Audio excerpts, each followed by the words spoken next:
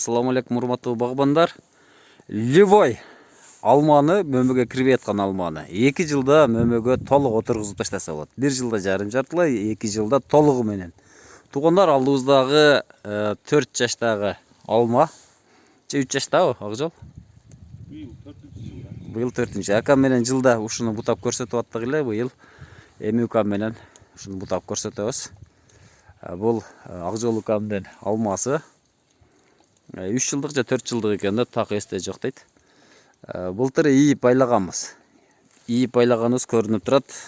4 жакка карата пилус кылып ушуларды ийип чыкканбыз. Быйыл аябай өсүүчү көп чыкты. Мынакей соруучу бутактар турат. Азыр ушуларды алып, бир катар сейректетип коебуз.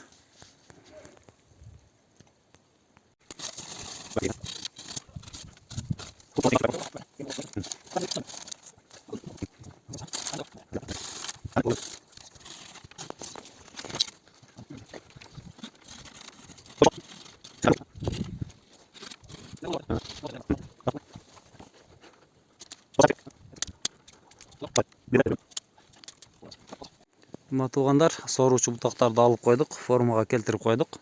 Азыр бул жерде калемден ичке болгон мындай бутактар калды. Булар толук алма. Быйыл буюрса бул жерде алма алат. Былтыркы жылы 1-2ден болгон болсо, быйыл көбөйөт.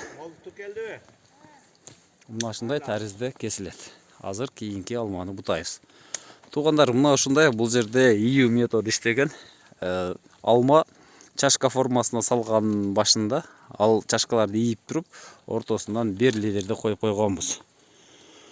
Ошол себептен мына жерде былтыры мөмө берген. Быйыл дагы буюрса жылдан жылга мөмө көбөйөт.